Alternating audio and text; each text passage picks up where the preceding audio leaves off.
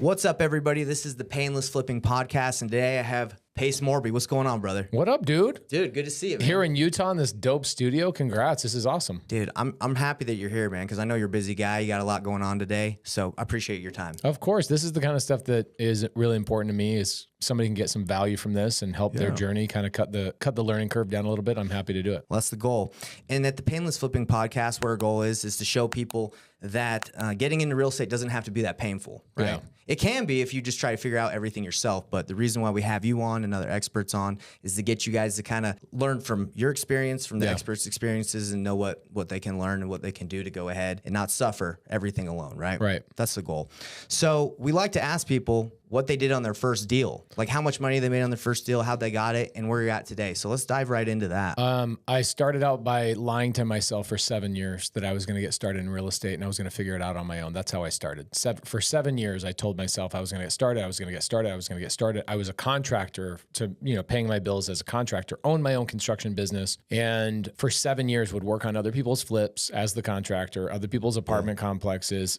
Even Sprouts. You guys have Sprouts here, right? I'm not familiar with that. Okay, well, people in Arizona know what Sprouts is. Yeah. And Sprouts is a big company, kind of like Whole Foods, but they're Sprouts. Okay, the grocery store. Okay, got it. The grocery store. So I did like all their renovations. I did all their tenant improvements. I did all of that stuff. So all the signage you see inside of a Sprouts, I did all of those things. Wow. That's what I was doing for a long time. And I would work on all these buildings and I would lie to myself so long that I convinced myself that I was also in real estate. Yeah. I convinced myself, like, look at me, I'm touching all this real estate. We're doing this stuff. I'm in real estate. So when people had asked me, instead of me saying I'm a contractor, I'm like, I'm in real estate. I do real estate stuff. Oh, what do you do? Oh, I renovate properties. I fix and flip. Yeah. And I didn't really understand that I wasn't involved in real estate. I was basically a service provider. I had a lady come to me, hired me to do a flip for her. Her name is Bethany. This is back in 2013. Okay. And so roughly 10 years ago, she says to me, hey, will you do a flip for me? You have a great reputation. I was doing work for Open Door, OfferPad, Zillow, Sprouts. I had a great company. It was a company that you owned? Is that I owned it, okay. yeah. So I owned it. I was a contractor for 10 years, did probably 7,000 renovations, something like that for other people. My goodness. Yeah, it was a lot. And now a lot of those renovations, take Open Door, for example. Open Door, I was their first contractor when they came on the scene. Okay. OfferPad. Do you guys have OfferPad in Utah? Not in Utah, but I offer pads. Okay. I know about them. Same thing with Zillow. I was one of Zillow's very first contractors when they started actually doing flips and buying properties and doing all those things. So I would do 60, 70 renovations a month for these big companies. Yeah, that's unreal. They were $5,000 to $10,000, $15,000, $20,000, estimates that we would do the work on carpet paint, a lot of carpet paint, drywall repairs, touch-ups, all that kind of stuff. And I created a little machine that made really great money.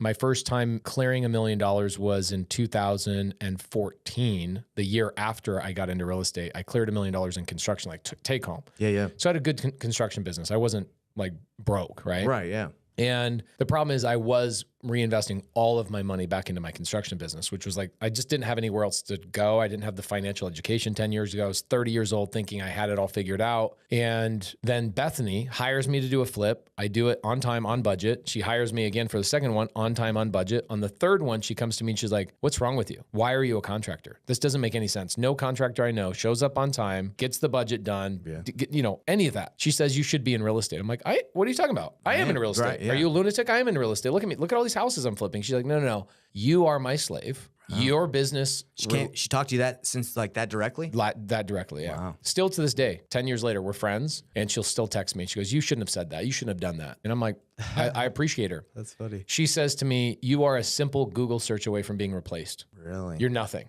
You think you have a business, you don't. Your business relies on my business to make money. And I was like, name a business that doesn't. She's like, real estate investors. I don't rely on anybody else. I rely on tenants to pay their bills. Yeah, there's reliability, but I'm not reliant on somebody else making decisions for a business. Yeah. I own this thing. The only person that cannot be replaced in a real estate transaction is the real estate investor. I was like, dang, she broke it down. She's like, real estate agents, service provider. They're not in real estate. I'm like, okay, that's kind of weird. A real estate agent, Bethany, is in real estate. She's like, no, they're not. I go, tell me how. And she goes, is a mobile notary in real estate? I go, no. She goes, then how is a real estate agent any different than a mobile notary, somebody who just has you sign the documents? And I'm like, holy crap, you're right. Like all we are service providers to other people who are actually in real estate. Lenders are not in real estate agents are not in real estate, notaries, appraisers. Yeah, there might be a piece of real estate attached to it, but they're not in real estate. They're a service provider to somebody else's real estate business. And I was like, crap. I have been lying to myself. And she then told me to pull out my phone and she says, I'm sick of your excuses. We're going to generate leads right now. She sounds tough. She's man. gangster. Yeah. She's what everybody needs. Like she's what everybody needs. You said at the top of the podcast, which is you can't do this on your own. You'll never be able to do it on your own. Right. Even to this day, people look at me and they go, oh man, he's got it all figured out. No, I have great team members. I learn from people all day, every day.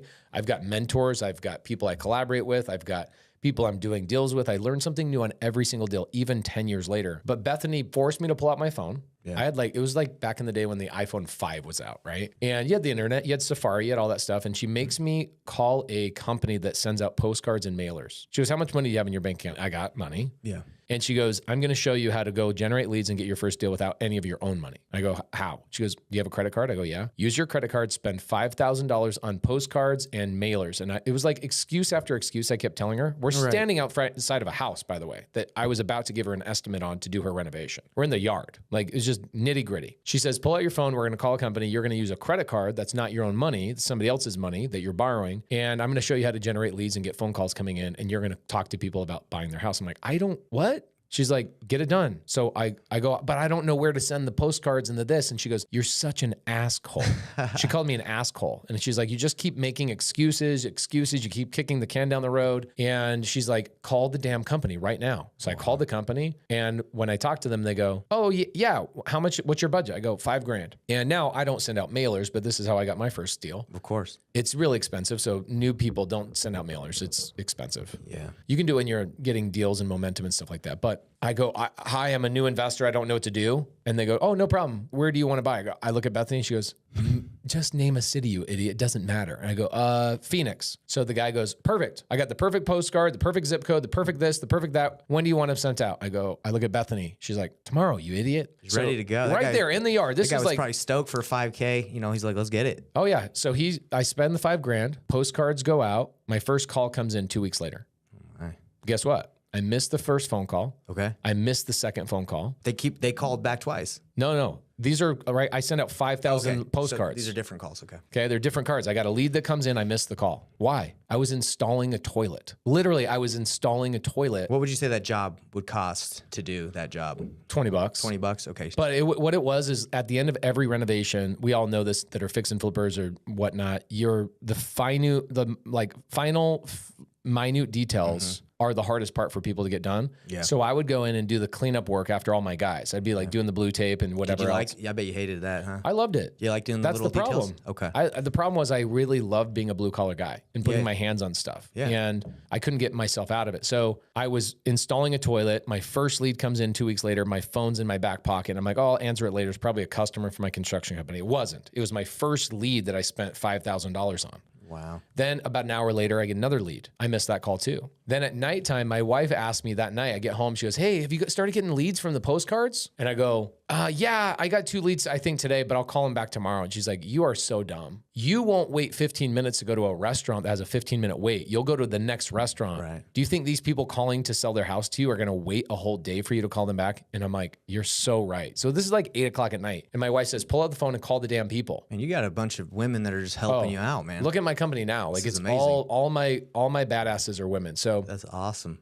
So she ends up going, let's call these people back. And as I grab the phone to call these people back, I get my third lead comes in. Because direct mail, the way it works when you send out postcards and mail, the mail hits all the same day. So you get slammed with calls for like maybe 3 or 4 days, and then the calls kind of stop coming in. Right. So I was getting slammed with leads. I pick up the phone. It's a lady that she goes, hey, I saw your postcard. I'm calling. And her name is Janie Munson. First deal I ever did. Still remember her. Oh yeah, we still text. She sends me gift cards for my kids. Like, wow. Oh yeah, my first deal. I'll never forget this. That's amazing. I learned everything I needed to learn to like really get started in real estate off of this deal. So here's what happened. Okay. One, I took imperfect action. I generated the leads, not even know how to comp. I didn't know how to fill out paperwork. I didn't know how to negotiate, talk to people. I didn't know what a deal was a deal, any of that kind of stuff. But Bethany kept calling me an asshole. She said, "You're a freaking asshole, dude." Can I ask you what that means? You're an asshole that just asks a lot of questions. Okay, that's what it is. Yeah, stop being an asshole. You just you're a black hole of questions. Okay, asshole. Okay, I get it. I'm like, okay, get it now. So she just kept calling me an asshole. Take the action, shut your mouth and take action, shut your mouth and take action. You're not going to learn any of this unless you just go out and screw up. And she was the first person that told me it's not just okay to screw up, it's a requirement. And I was like, interesting. She's like, have you ever had anyone talk that directly to you? It sounds no, like that's why I was like, being a little sissy and didn't get in the business because I needed somebody to yell at me and tell me I was an idiot. Like I would even say most mentors, coaches, whatever, like aren't even that aggressive or that straightforward. Yeah, and she was really smart because here's how this benefited her, I'll tell you. So she saw something in me. I was a guy that showed up. I did the thing. I was consistent. She's like, that's literally all you need to be successful at anything is you just show up, right? Yeah. Everybody else is just dumb. Yeah. I mean, we all walk around. Be consistent, yeah. We walk around the world. We know people like surprise. You look at people like, how do you live your life? Yeah. How are you making it? How are you making it? And so she's like, you show up on time every day. Like you're going to be in the 1%. You're just putting all your eggs in the wrong basket. You're putting them in construction. She must be seeing so many people that are just like not getting on time. And think about every contractor you've ever dealt with. Oh yeah. It's a nightmare. You don't even know if it'll get done. Right. So she meets one contractor, shows up early, gets the job done. I'm polite and customer service through the roof, all these things. She's like, you're in the wrong business. Right.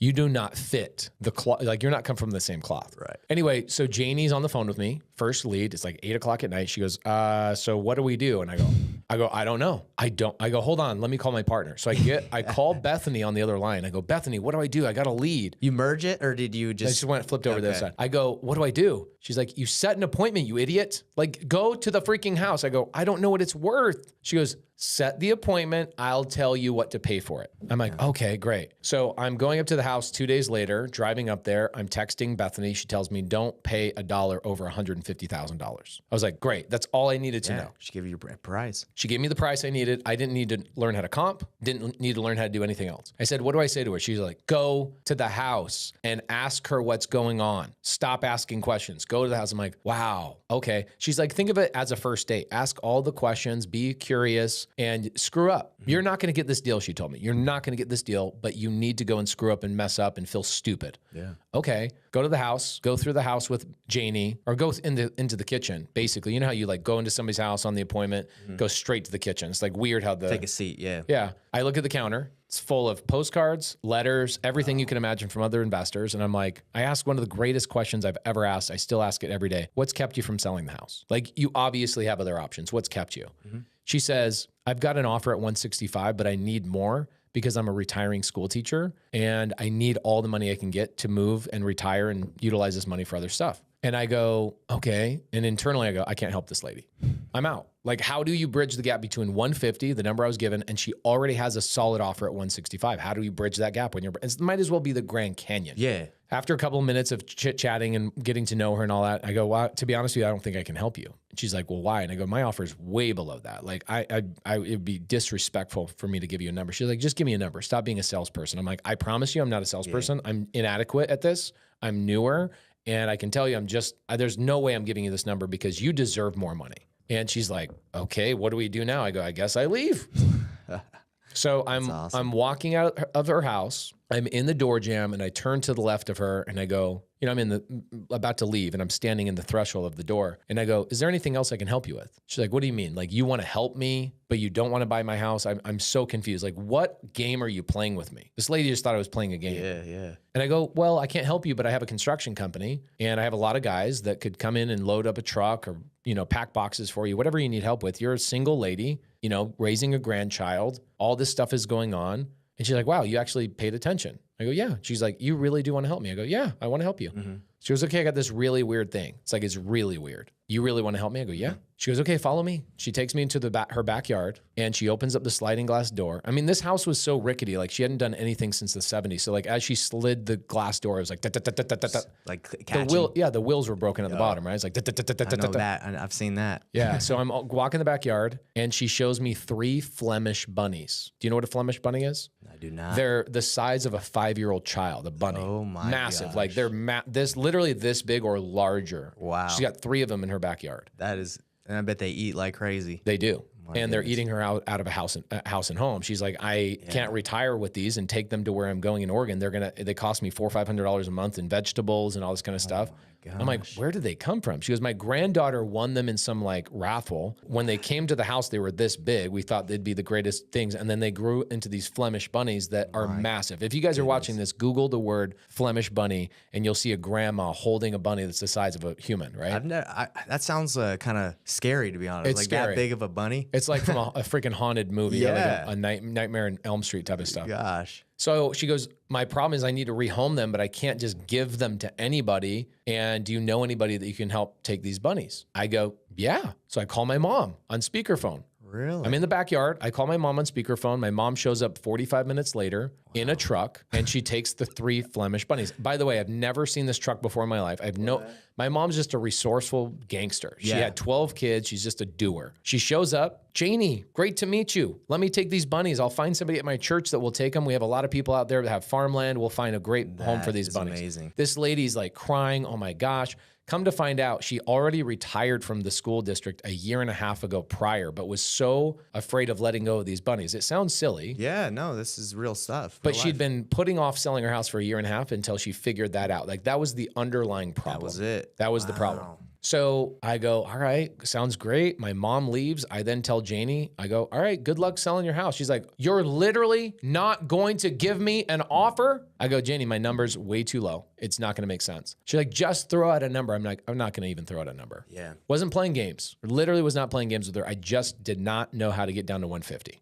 Didn't know how. Of course. So she's like, all right, great. And I go, if you need anything else, let me know. 2 weeks later, I get a call from her. And she says, hey, today's the day I'm making a decision to sell my house. It's on my calendar. I gave myself homework just like I did with my school children that I taught. I gave them all homework. And my homework says I have to make a decision on who I'm selling the house today. And I made the decision I'm selling the house to you. Wow. I go, I haven't even given you a number. And she says, whatever your number is, I know I can trust you. And I go, why? She goes, because I thought you were playing me this whole time. You haven't called me in 2 weeks. You truly did not. Thinking about you. Oh, she'd been thinking about it. And she said, I met with 15 people before you and 15 people after you. And you were the only person in 30 people that actually asked me, is there anything else I can do to help you? She says, you're the kind of person I want to do business with. And I said, my number's significantly lower. Okay. And she goes, like, what are we talking? Like 120 grand? I was like, no, 150. She's like, come up here. I'll sign the documents. Wow. I don't know how to sign paper. I don't even know where to get a contract from. Yeah, for sure. So who do I call? Bethany. Girl, yeah, Bethany. I call Bethany. Bethany's like, great, come pick me up. We'll drive up there together. So I get in the truck, drive up there. She walks through the paperwork with me. She talks to Janie. This is what we're going to do. Here's the steps. You know, we got 3 weeks of escrow. We got this, and this.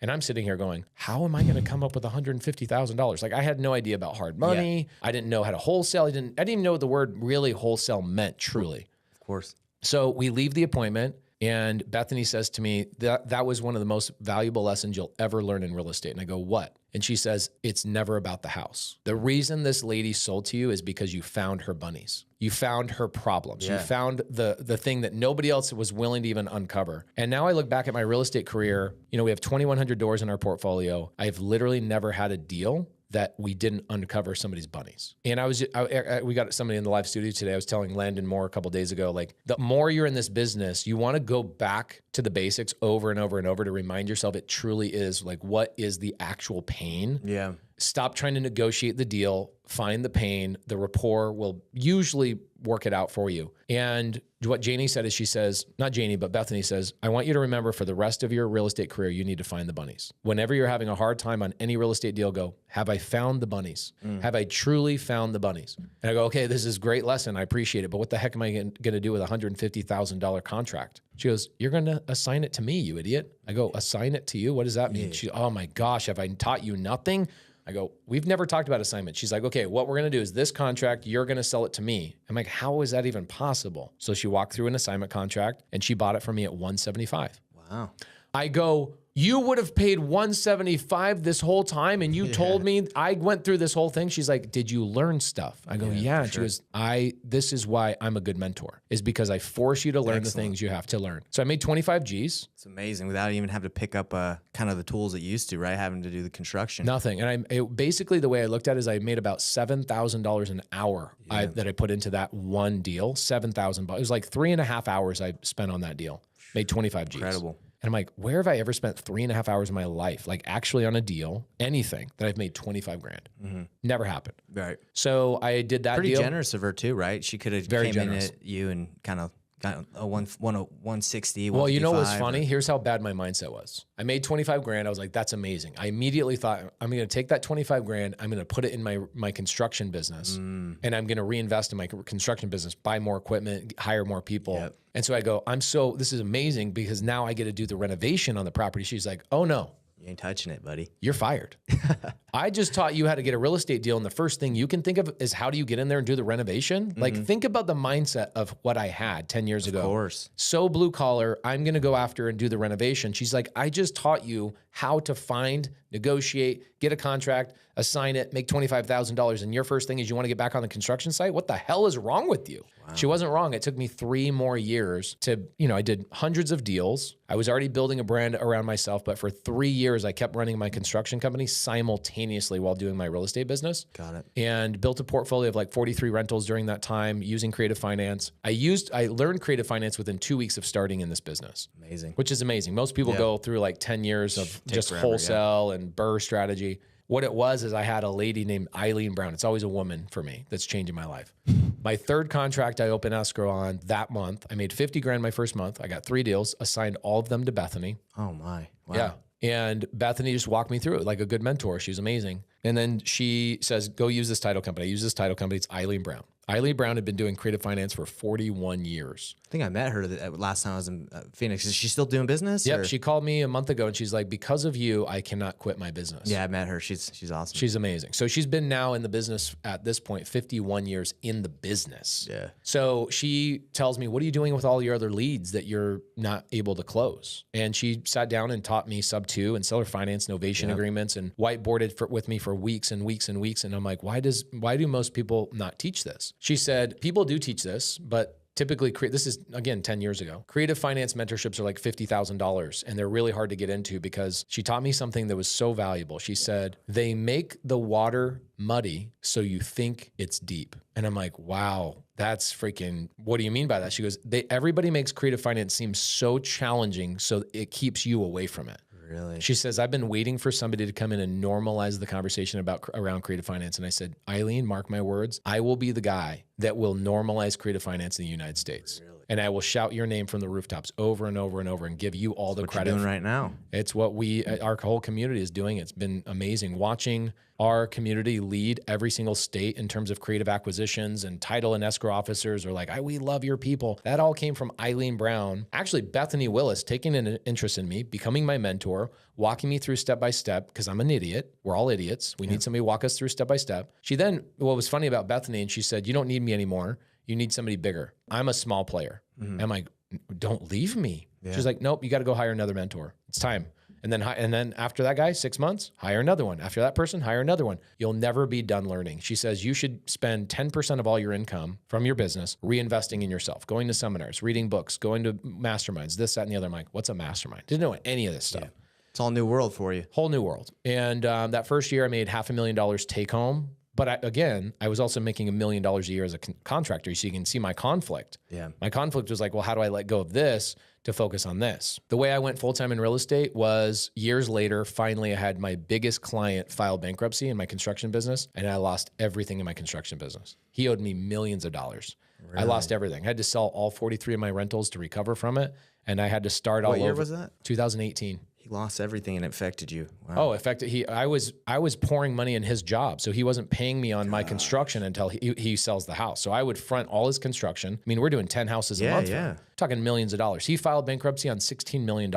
And that means when he files bankruptcy that everything he owes me is gone. And he doesn't have to pay you back or anything? Never. Nothing. No payment plans, nothing. He filed Chapter 13. He's done. Gone. Bye. Gosh. Me and 42 other people lost $16 million combined. Yep. But it was the greatest thing that happened to me. It came on September 20th, 2018. Did you feel like that though when it happened? The greatest thing that ever happened to you? I think at that point I was mature enough and I had momentum enough that I go, this was Heavenly Father, God, the universe, Buddha, whoever you guys believe in, telling me I was an idiot for the last 4 or 5 years. I wasn't focusing on the thing I was getting really, really good at. Gotcha. My mindset was I believed in other people's businesses so much that my construction company was this mindset of other people are going to take care of me. They're going to go buy houses and I don't have to worry about if I screw up in my real estate business. Got it. And finally the universe is like, we're going to make you lose everything. So 64 months ago, I didn't even have $2 to rub together. Wow. Lost everything. I didn't file bankruptcy and I rebuilt it. And in 64 months, we now have 2,100 doors in our portfolio. Did selling everything, did it get you like break even, or were you still in debt after you sold all your rentals? And it got me to break even. Basically what I used those rentals for is I called Jamil. This is an interesting part of the story is I did my first 100 deals without ever comping a property. Not one time. Now, I left a lot of money on the table because I would go to Jamil or other people and I would go, what would you pay for this? And I would just go find the bunnies. And I got so good at just finding the bunnies. He dispoed them? He dispoed them. And he took he was taking, for the first year, he was taking like an average of $8,000 a deal. And we did 100 deals together. You were probably at that time like cool with that. You're like, oh, I'll focus on the bunnies. And you... Bro, if somebody's going to get me through another deal and that paradigm shift and put money in my bank, we're going to get the next deal, next deal, next deal. Really, it wasn't even about the money I was making. It was about me becoming so good at this one skill of finding the bunnies with every seller and really perfecting my creative finance. And then I started doing deals in other states and learning other states stuff. I started hiring attorneys to teach me about creative finance because I learned all the gurus in the creative finance space were guys that hadn't been doing deals in 10 years. While you're doing those 100 deals, were you doing the negotiating or were all of it? You did it all. You didn't hire acquisitions? I didn't hire acquisition people until 2018. I linked in with my partner, Cody, at the time. When I went full-time, I said, all right, I'm gonna go full-time real estate. This is literally 5 years ago. Yeah. And I need a partner. So I brought on a partner, Cody Barton. He's amazing. He's the counterbalance, right? I'm the visionary, big idea, go negotiate, close deals, raise money, do all the things, attract talent to our company.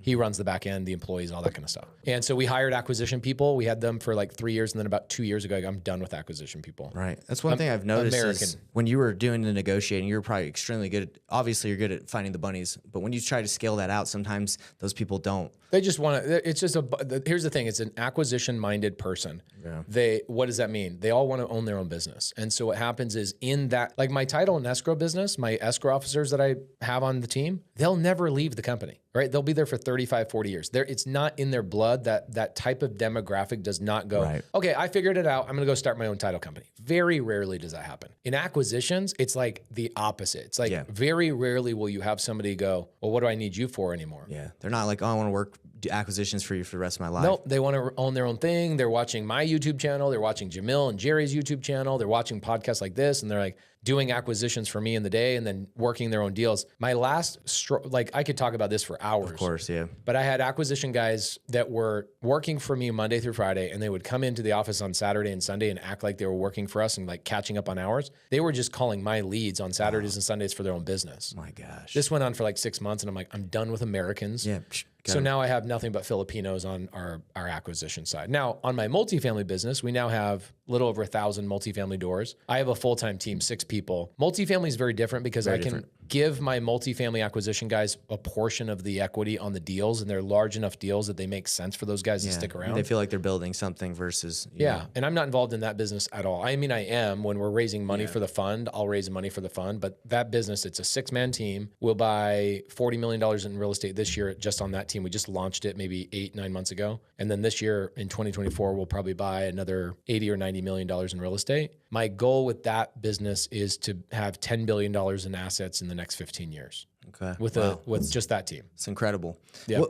To what end? Or do you have like, once you get that, do you want to do it more? Or is it for some sort of goal you're trying to accomplish? Like the goal is to be worthy of somebody. I want to be worthy of obtaining $1 billion, not get $1 billion. Okay. I want to be worthy of it, which means being a great leader, having employees and team members that their lives are enriched by us. I mean, it's every time you hire somebody. I've been telling this story the last couple of weeks over and over. I had an employee named Alyssa sends me a group chat with all of our leaders. She says in the group chat with, hundreds of people, she says, Pace, thank you for dreaming so big that my dream can live with inside yours. And I was like, wow. That's powerful. So when people say, what are you trying to do? I'm like, I have a responsibility. I have plenty of money. I have plenty of assets. I don't need to make another dollar as long as I live. I'm good. I mean, we have $450 million in real estate in our portfolio. Yeah, you're good. I'm good. Yeah. Like think about if all You're good a long time ago. I was good a couple years ago. Yeah. Like maybe nearly 4 years ago. Yeah. Yeah. So goal obviously changes because you want to hire more people and help more people and all that kind of stuff. But you realize you were put on this earth at some point for a purpose. And the purpose was not just to take care of your family. At some point, it's like, that box is checked. I'm done. Yeah. What do I need? My wife can only drive one car. She can't drive 4 cars at a time. Okay, so we don't need more cars. We don't need more houses. We don't need more whatever. And really what it was is realizing people are making decisions to have babies, get married, buy their own houses, go on vacations, invest their own money in other things because your stability in your business that you built. Yeah. And you, okay, I have a purpose here on this earth. Somebody put me here, take care of your family as quickly as possible, then quickly go out and try and take care of other people's. Wow. So when I have a family meeting in my family, we're talking, my kids, 16 years old, 5 years old, 2-year-old daughter, she has no clue what's going on.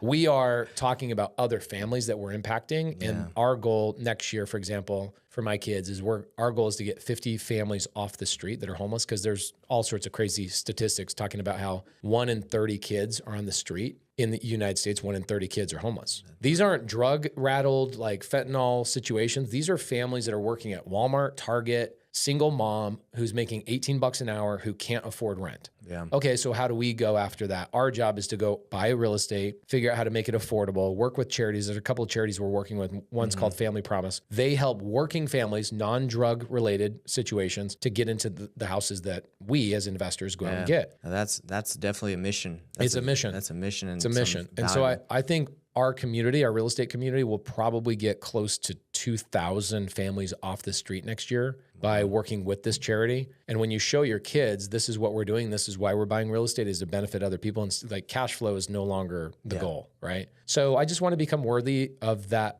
thing. The $1 billion, would it change my life? Will it open up other doors? Yeah, I think to a certain degree. Yeah, it's interesting what you're talking about, because when you say billion, I think of the money, but you're not it doesn't seem like you're thinking about the money. You're saying, what could that help accomplish when I get that? Like, kind of, but like also the best people I've acquired on my team and attracted to my team were when I did some sort of personal development. I learned how to be a better leader. I learned how to do this. I got rid of a bad habit. I got rid of some bad branding or something that wasn't really in alignment with other people. And I fixed things in my ecosphere. And all of a sudden, magically, the best people start going, hey, do you have any open positions? I'm like, why was it so hard to hire people for all these years? And now it's like people are clamoring to come work for us. Personal development. Yeah. And as we work on ourselves personally, all of these other opportunities that you didn't even think existed start coming to you. So really saying, I want to be worthy of $1 billion is just saying, I want to be worthy of being a leader that attracts amazing people, amazing opportunities, open doors I don't even know exist. It's basically like unlocking a secret level in a video game you don't know exists. You know there's a secret level. Yeah. But you don't know what it looks like. And so I know there's a secret level that I'm not aware of. I just am not worthy of that level yet. And people... I was on a flight. Steve Harwood, who is a mutual friend between us, he's got a jet, calls me up and he goes, hey, you want to be on this jet? I've got a bunch of like heavy hitters on this jet. I go, okay, cool. Jump on the plane with him. We're flying, maybe a 2-hour flight. And I'm talking to the guy across from me. I go, what do you do? He goes, I'm the guy that's behind some of the biggest deals you've ever seen in your life. I'm like, real estate deals? Kind of. He's like, I'm the guy that's taking the Anaheim Angels and getting them to move to Vegas. I'm like, what? That's a big deal. Yeah, that's like not something you learn in school. Is that a job? Exactly. Well, I didn't even know that existed. And he said, he's here in Utah. That's amazing. And I go, is that all? He goes, no, I'm negotiating with this senator to do this for this state that will allow for this big thing to be built and blah, blah, blah. I'm like, so what's your job title? He goes, I guess I'm like the fairy godmother to a lot of people. Wow. I go, where have you been my whole life? What a great, amazing relationship that I've been able to obtain today. Thank you so much. I'm so glad we bumped into each other. I go, where were you my whole life? He goes, you probably are going to be offended by this, but here's the answer. You didn't deserve to meet me until today. He said that to you. Oh, yeah, straight up. He said, not with pride, I'm assuming. He probably was a really humble guy. He said, you must have been learning or working on your leadership that allowed somebody to invite you to be on this plane. They thought you were worthy of this, that then put you in the same situation. He goes, I'm asking the same question. Like, how am I, so lucky to meet you? He's like, because we're personally developing and we finally showed people leadership and showed this and showed consistency and wherewithal long enough that people go, oh, that's somebody I can invite to a thing and a gala and a charity thing and a blah, blah, blah. Next thing you know, you're in rooms that have nothing to do with real estate because somebody invited you because you showed them something that you developed on yourself, leadership. You went to a seminar, you read a book, you got better at this, you acquired better people, you solved a problem, and people, at one point I was like, I'm just getting in this because I just want to get a deal. Yeah. you know. It's amazing.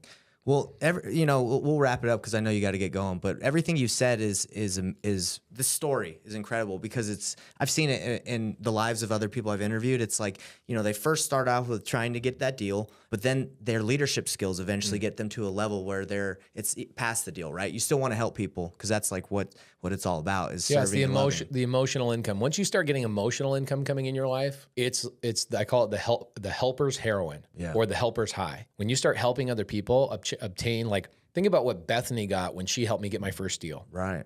She still texts me all the time. She saw something in you, right? Where she felt like consistency.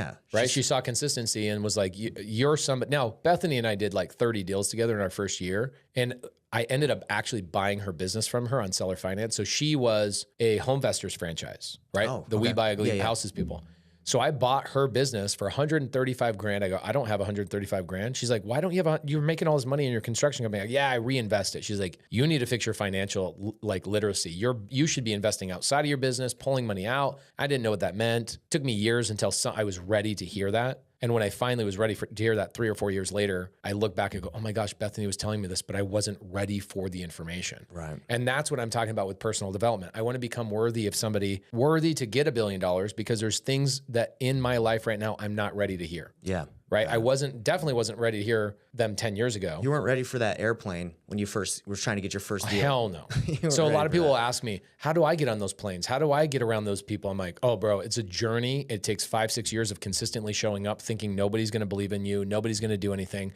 And then finally, the only thing I have as my advantage is I'm a cockroach. I outlast everybody. Like you can kill a dinosaur. Mm-hmm. The dinosaurs don't exist anymore, but cockroaches do. That's funny. I'm a cockroach. I just outlast. That's it. I'm not better than anybody else. I just am freaking disgusting. You got Brent's rhino. You got the cockroaches. There you go. I love it. So Bethany, she goes, I want to get out of the business. My husband and I are retiring. Do you want to buy my business? I go, I don't have $135,000. She goes, buy mine.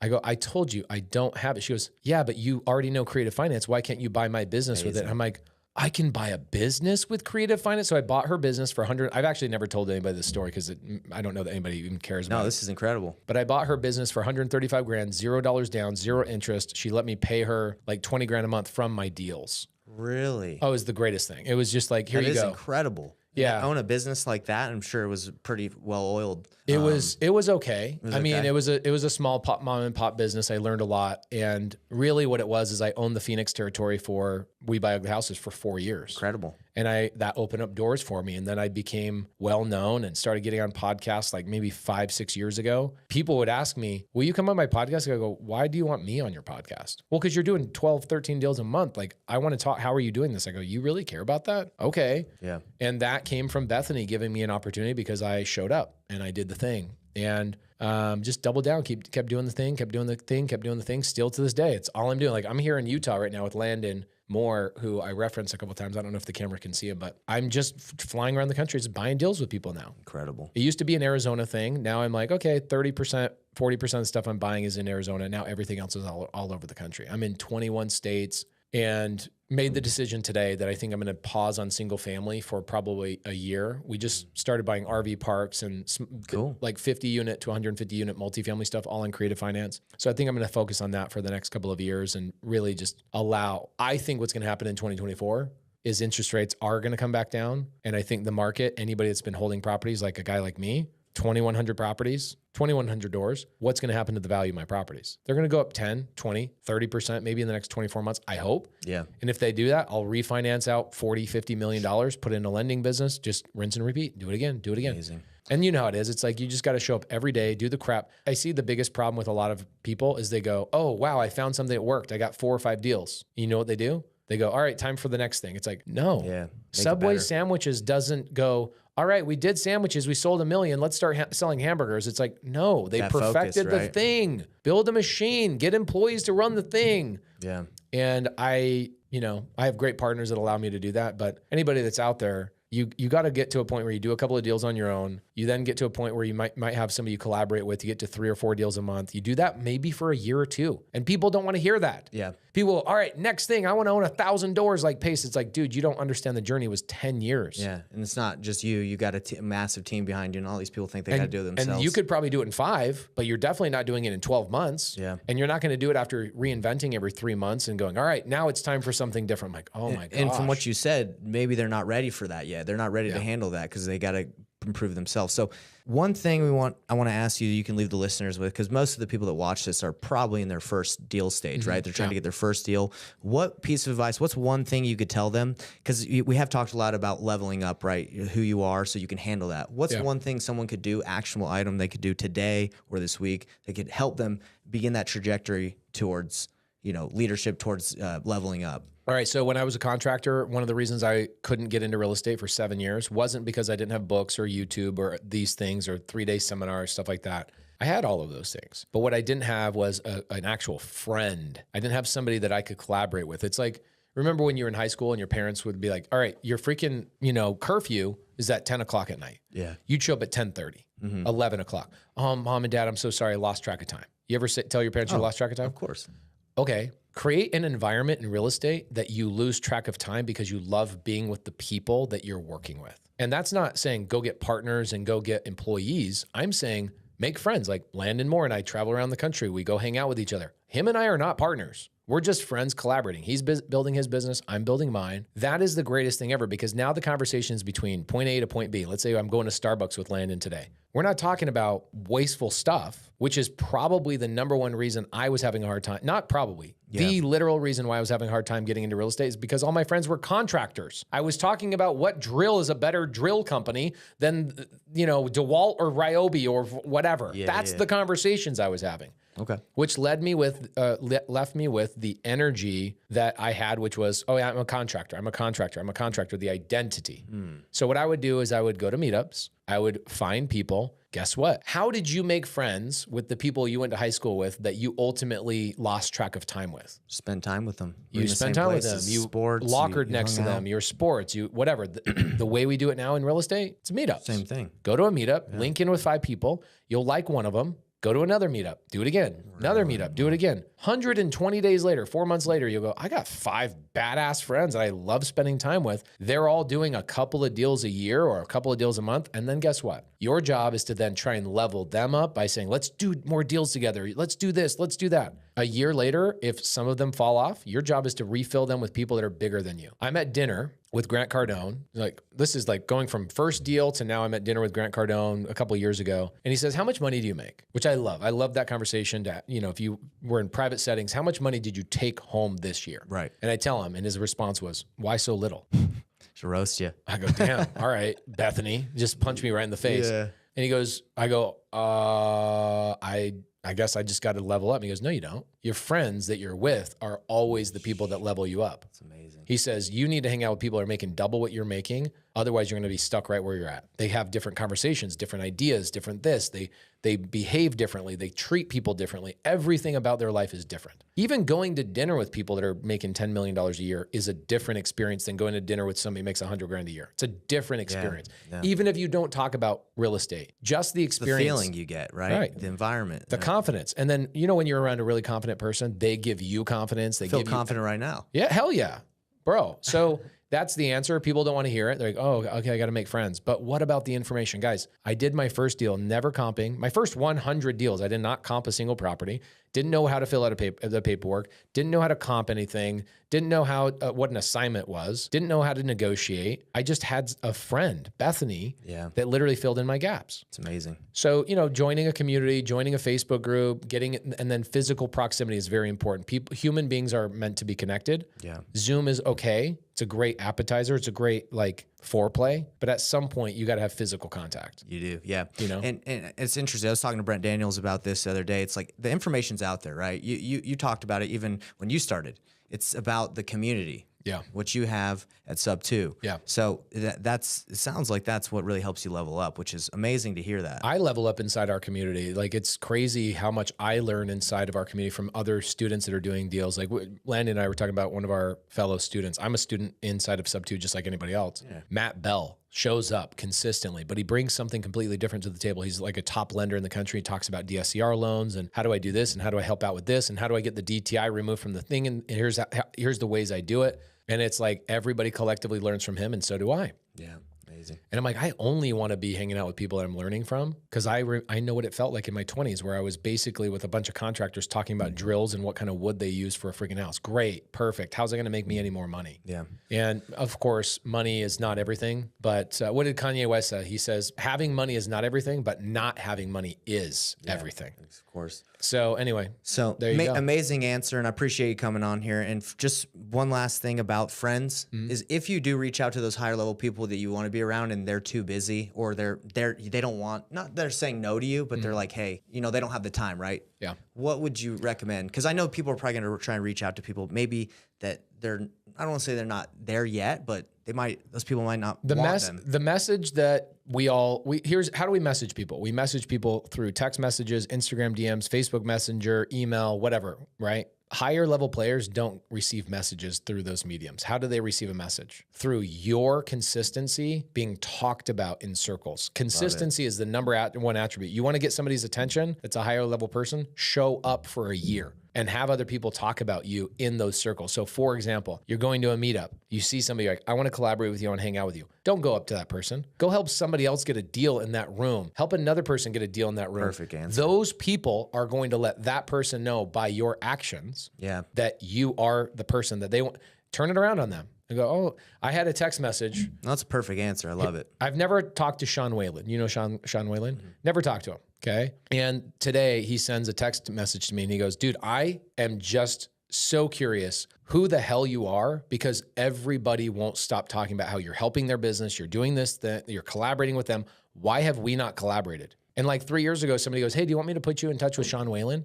And I go, no, because that's a referral. The only way I want to message him is through my reputation. I want my reputation to be the message he receives. Yeah. And that's the message I got this morning from him. He's like, your reputation, it took me 3 years. That's the problem. Everybody wants to be part of the outcome. They don't want to be part of the process. No, that's the best answer I've ever heard for that, because a lot of people, they'll make that DM, that direct, they expect it to happen like that. But go help someone's community. Be a shining light in sub 2, right? And so you hear about them. I'm sure you're going to talk to those people, right? Or reach out. So no, amazing. Well, hey, bro. Bro, thank you for having me. Appreciate you. Thanks for coming on, and see you next time.